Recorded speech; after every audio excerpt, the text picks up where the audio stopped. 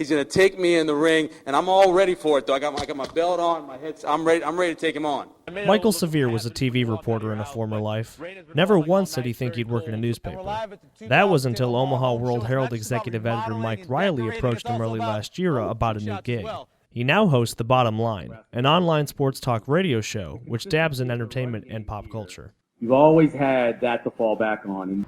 Adding Severe was part of the World Herald's attempt to stay relevant in an ever-changing business. Managing editor Melissa Machek couldn't be reached for comment, but she stressed in the past the need for new ways of storytelling. The paper routinely includes accompanying videos and graphics for stories in addition to The Bottom Line. But maybe it's time to call the World Herald a news organization rather than just a paper. They're still newspaper people, and they're still going to every day come in and grab the newspaper off that little counter when you walk in. They're going to look through it because they want to have that tangible product of paper and ink in their hands.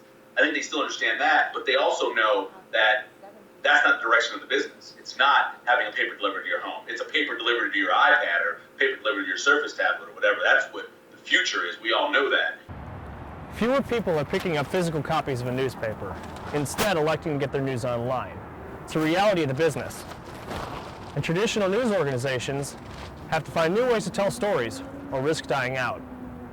Former managing editor at the Chicago Tribune, Jane Hurt, has led the charge at a newspaper known for innovation. For example, it was the first newspaper to have its own radio station, now known as WGN. Shot dozens arrested today along a mile-long stretch near Times Square. Hurt said the Tribune staff and many other progressive newsrooms realized the one-size-fits-all approach to news no longer works.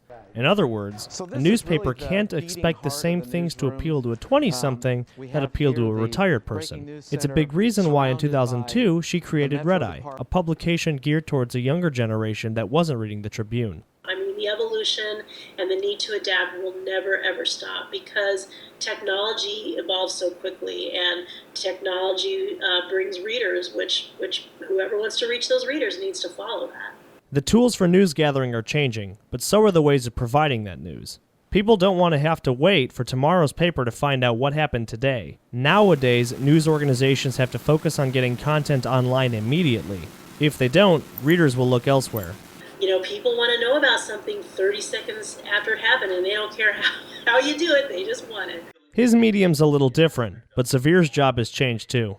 In order for me to make sure people know what I'm doing, and we're doing it, I've got to make sure that I get it out on the radio, yes, but I also got to make sure that it's out in the paper that morning, what's on the show, you know, it's on Twitter, what's on the show. Hey, here's the best bits we have on Facebook. I mean, that's more now. I'm more of a point guard, just constantly passing the ball around, trying to make sure everybody knows that we have the ball, you know?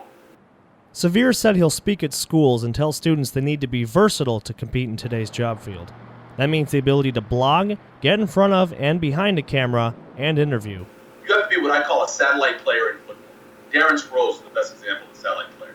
Man returns punts, he returns kicks, hits the ball in the backfield, runs, blocks, does every single thing you can possibly ask. What hasn't changed about the business, however, are the basic principles: ethical news gathering, a desire to expose wrongdoing, and accuracy. You should not listen to other people who say, oh, it's doomed, or you're getting into an extinct business. Because the funny thing is when I was 23, 24 years old in the early 90s, old grumpy people told me that too. And I had a 25-year career at the Tribune, and the Tribune's not going anywhere. For Star City News, I'm Mike Shoro.